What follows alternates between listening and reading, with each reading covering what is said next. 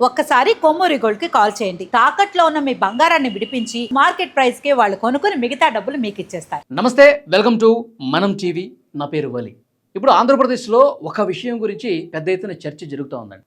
TTD chairman BR Naidu గారి విషయం. BR Naidu గారు ఒక మహిళతో సన్నిహితంగా ఉన్నాడు, హగ్ చేసుకున్నాడు అని చెప్పి ఒక వీడియోని తెగ వైరల్ చేసేశారు. ముఖ్యంగా వైఎస్ఆర్ కాంగ్రెస్ పార్టీకి సంబంధించిన మీడియా, సోషల్ మీడియా, ఆ పార్టీకి సంబంధించిన సోషల్ మీడియా ప్లాట్ఫామ్స్ ఏవైతే ఉన్నాయో విపరీతంగా ట్రోల్స్ చేసి బిఆర్ నాయుడు గారు అసలు రూపం ఇది, బిఆర్ నాయుడు గారు ఎంతమంది మహిళలతో ఈ విధంగా చేశాడు చూడండి ఒక్కసారి అని చెప్పి వాళ్ళు పెద్ద ఎత్తున సర్క్యులేట్ చేసినటువంటి పరిస్థితి ఉంది, ప్రచారం చేశారు. తర్వాత దీని మీద టీటీడీ చైర్మన్ బిఆర్ నాయుడు గారు ప్రెస్ మీట్ పెట్టారు, మాట్లాడారు. ఇది డీప్ ఫేక్ అని చెప్పారు, యాక్షన్ తీసుకుంటామని చెప్పారు, తోలు తీస్తా అని చెప్పారు.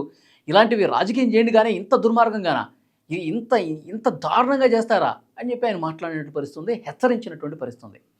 ఒక విషయం ఇక్కడ క్లియర్గా మనం మాట్లాడుకోవాలి.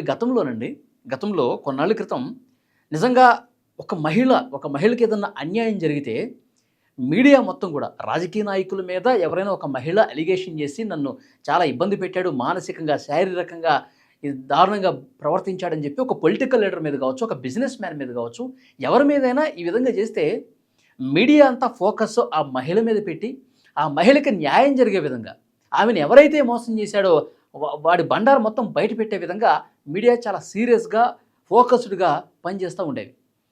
కానీ ఈ మధ్యకాలంలో ఏమైపోయిందంటే పూర్తిగా రాజకీయం అయిపోయి అసలు ఆ మహిళ ఇది వాస్తవం కాదని చెప్పి ఆ మహిళని సంప్రదించి ఆ మహిళ అభిప్రాయాలు సేకరించి అప్పుడు వార్త రాయటం, వార్తను చూపించడం జరగట్లా.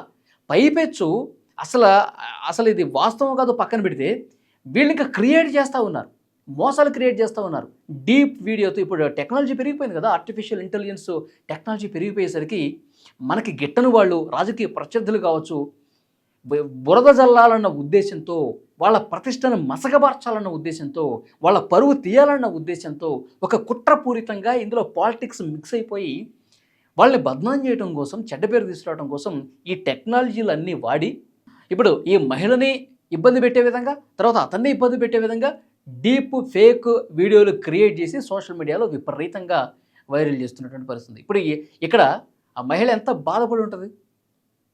కనీసం అరే నాకు నిజంగా బిఆర్ నాయుడు చాలా ఇబ్బంది పెట్టాడని చెప్పి ఆమె మీడియా ముందుకు వచ్చి, లేదంటే వాళ్ళ కుటుంబ సభ్యులు ఎవరన్నా వచ్చి ఈ విధంగా మాట్లాడితే దాన్ని పరిగణలోకి తీసుకోకుండానే ఈ విధంగా వాళ్ళంతటి వాళ్ళే కొన్ని క్రియేట్ చేసి వదలటం అనేది ఎంత దుర్మార్గం. అందుకే ఇప్పుడు ఆ సదరు బాధిత మహిళ ఎవరైతే ఉన్నారో, బాధిత మహిళ అంటే బిఆర్ నాయుడు బాధిత మహిళ కాదు, ఈ ఫేకుడు చేసినటువంటి వాళ్ళు ఉన్నారో, ఈ డీప్ ఫేక్ చేసి క్రియేట్ చేశారో దుర్మార్గులు ఎవరైతే ఉన్నారో వాళ్ళకి సంబంధించిన బాధితురాలుగా మారింది ఇప్పుడు ఇందులేక. ఆమె ఇప్పుడు పోలీస్ స్టేషన్లో కూడా కేసు పెట్టింది, సైబరాబాద్ రాయదుర్గం పిఎస్లో కేసు పెట్టింది. మీరు స్క్రీన్ మీద కూడా ఆ కాపీని మీరు చూడొచ్చు. మొత్తం సెక్షన్స్ ఏం పెట్టింది: 319, 335, 353 BNS, 66C, 66D, 67 ITA act 2008. ఇది ఇన్ని సెక్షన్స్ కింద కేసు నమోదైనటువంటి పరిస్థితి ఉంది. అన్నోన్, ఇక్కడ ఎవరు నిందితులు, ఎవరు అన్నోన్ అంటే ఎవడో తెలియదు. వాడు ఆస్ట్రేలియా నుంచి చేశాడా, అమెరికా నుంచి చేశాడా, ఇంకో దేశం నుంచి చేశాడా, ఇండియాలో ఉన్నవాళ్ళు చేశారా, ఇవన్నీ కూడా కూపీ లాగాలి. ఇప్పుడు కొన్ని అనుమానాలు ఏమి వ్యక్తం చేసింది. ఇక్కడ చూడండి, మీకు చదివినిపిస్తాను. Brief facts of the case are that 28 date about 1930 అంటే ఈవినింగ్ 7:30కి the complaint received information from certain persons that some unknown individuals from foreign countries such as Australia and Canada as well as from various places with India were uploading her photos and videos after morphing them using a deep fake technology and circulating the same on వేరే social media platforms. ఇది social media ప్లాట్ఫామ్లో ఇష్టం వచ్చినట్టుగా ఇట్లా డీపులు ఫేకులు create చేసి వాళ్ళ ప్రతిష్ట దెబ్బతీసే విధంగా, పరువు తీసే విధంగా చేస్తూ ఉన్నారు.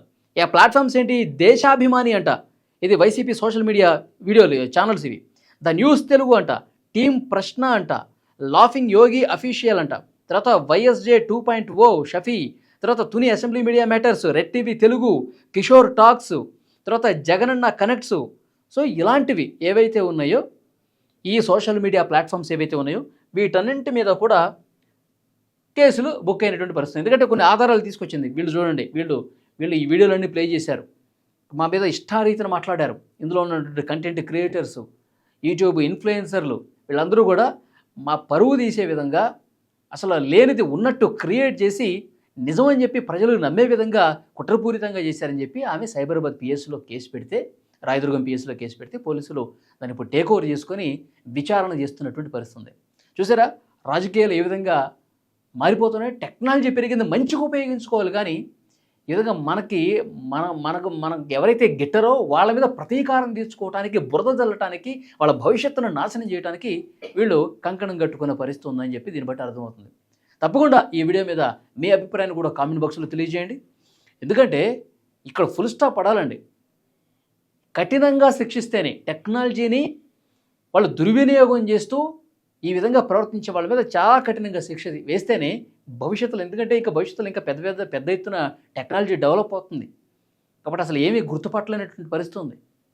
కాబట్టి దానికి అడ్డుకట్ట వేయాలంటే క్లియర్గా చట్టంలో కూడా కొన్ని సెక్షన్స్ మార్పు తీసుకొచ్చి కఠినంగా శిక్షిస్తేనే, అమ్మో ఈ విధంగా డీప్ ఫేక్ చేస్తే, అసలు అవాస్తవాన్ని వాస్తవం చెప్పి నమ్మించే ప్రయత్నం చేస్తే నాకు జీవితాంతం జైలే గతి అన్న ఒక భయం వస్తే ఇలాంటి వాళ్ళకి అప్పుడు సిగ్గు వస్తుంది.